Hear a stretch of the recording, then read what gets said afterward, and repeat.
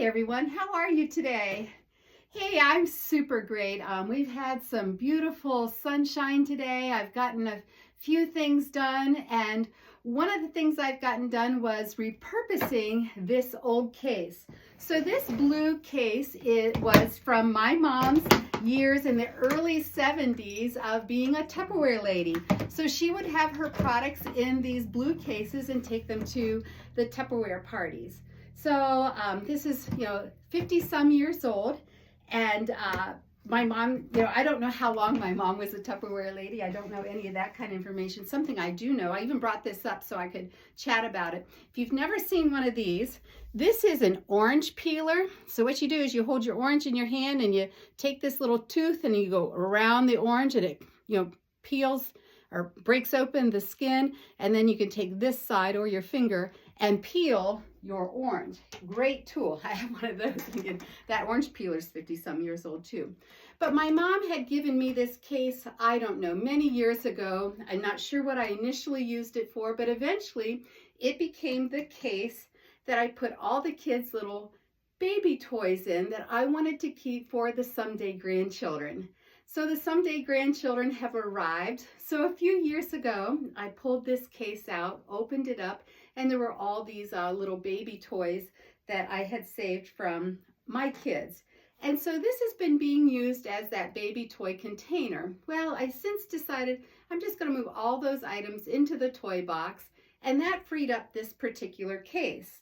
Well, this case, again, being over 50 years old, it's got a little bit of wear on it, and the inside lining looked a little deteriorated. There was nothing wrong with it. It just was, a little scuffed and whatnot. So I was talking to my daughter Katja today about it, and she says, well, what about that shiny paper that Grandma used to use to put on her Operation Christmas Child shoe boxes? I said, that's a fantastic idea. I even have some of that shiny paper. So we went down to the basement and pulled it out, and I put this project on my list. Now, I have a good friend that shared with me recently something she learned from a Mel Robbins book called The 5-Second Rule. She says, if you have an idea, you want to do it, count down 5, 4, 3, 2, 1, and do it.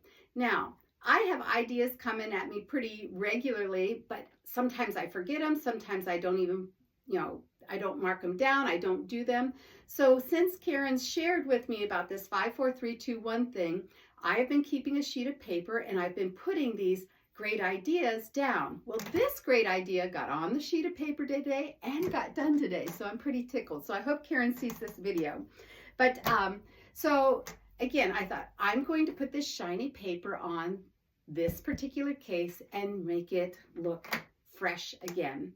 So today, since it was so sunny out, I took this case outside on the front porch. We have a table that we have out on our front porch, and I put this shiny paper in. The feeling of joy that I have to have this project done and ready, I'm going to house in it yarn. Some of the yarn is from my mom. I'm having a hard time right now parting with things from my mom, like this case. It's just hard to part with things from my mom right now. Some of the things that, I've had that maybe I have duplicates of, or I have no sentimental story attachment to it, those have gone. But something like this, I wanted to figure out what to do with it. So anyhow, I had made the decision that once I got it cleaned up and whatnot, I was going to use it to store some yarn in it. And the yarns that I'm going to put in are yarns that my mom had given me. Plus, in that stash of yarn are some of the crocheted granny square centers that she made me. So when I've made granny square afghans, I am terrible at making the centers. So my mom always made my centers for me. I should pull some of them out and show you, but I have a number of them from her, and I'm very grateful that I have them. I even have some squares where she went beyond the granny square center, and I've been using some of those, incorporating them into the Spirit of Christmas Tree community Christmas tree project that I'm heading up, and I will be sharing a video about that very soon. But that's what's going in here. yarn, yarn projects that my mom has started that are going to be part of what I'm using.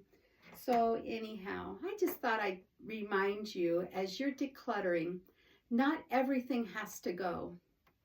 I'm feeling like, yes, I want 5,700 things to go, things that I don't need, don't want, or no longer me. But then I'm coming to some items that I'm really just hesitating about. And I have purged a couple of those things, and I thought, oh, I wish I wouldn't have, a week or two or month later. But I'm coming to the conclusion, as much as I want to decrease the items I owe and own, and I've got that goal number out there, not every item has to be decided about today.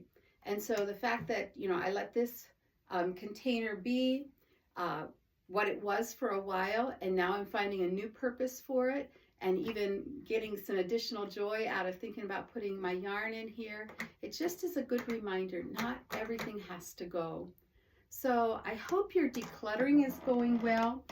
Next time I post a video, I'll post, my most recent purges, what I have gotten rid of, and my totals. But this is just a little, hey, not everything has to go. And also a chance to share a little bit of joy that I have today with this item from my mom. I hope you have a fantastic day. Take care.